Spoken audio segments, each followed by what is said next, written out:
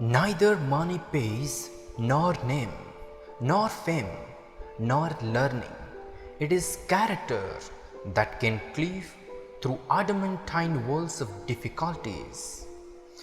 If you really want to judge of the character of a man, look not at his great performance. Every fool may become a hero at one time or another.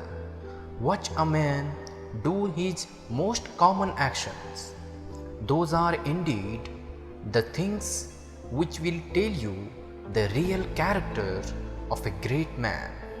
Every work that we do, every moment of the body, every thought that we think leaves an impression on the mind stuff.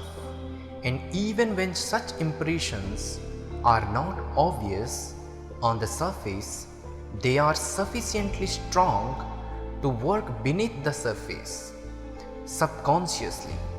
What we are, every moment is determined by the sum total of these impressions on the mind.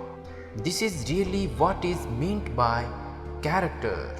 Each man's character is determined by the sum total of these impressions.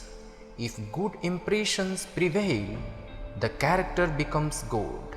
If bad, it becomes bad.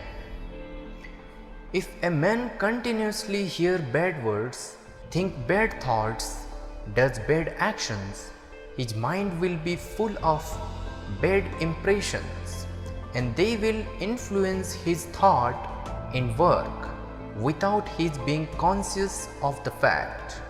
He will be like a machine in the hands of his impression, and they will force him to do evil, and that man will be a bad man. He cannot help it. Similarly, if a man thinks good thoughts and does good works, the sum total of these impressions will be good, and they in similar manner will force him to do good, even in spite of himself. When such is the case, a man's good character is said to be established.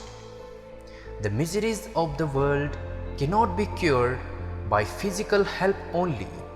Until man's character changes, these physical needs will always arise, and miseries will always be felt, and no amount of physical help will cure them completely.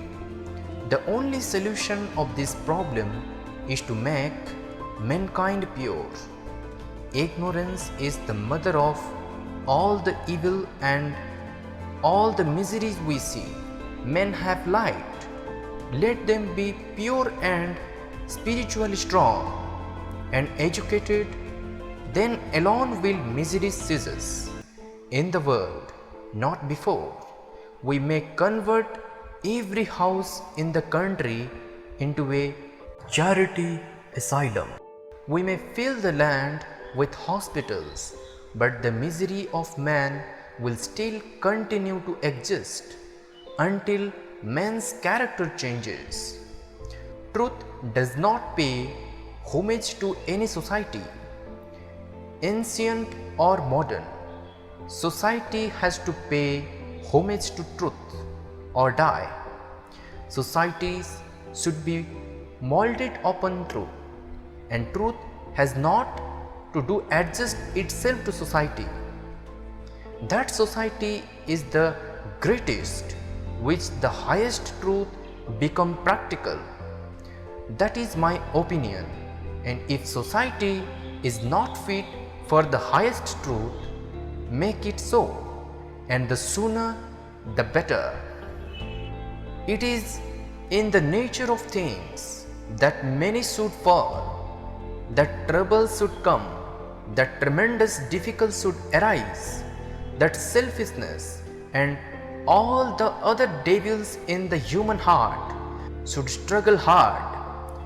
When they are about to be driven out by the fire of spirituality, the road to the good is the roughest and steepest in the universe. It is a wonder that so many succeed, No wonder that so many fall. Character has to be established through 1,000 stumbles. The only remedy for bad habit is counter habits. All the bad habits that have failed their impressions are to be controlled by good habits. Go on doing good, thinking holy thoughts continuously. That is the only way to suppress base impressions. Never say any man is hopeless, because he only represents a character, a bundle of habits which can be checked by new and better ones. Character is repeated habits, and repeated habits alone can reform character.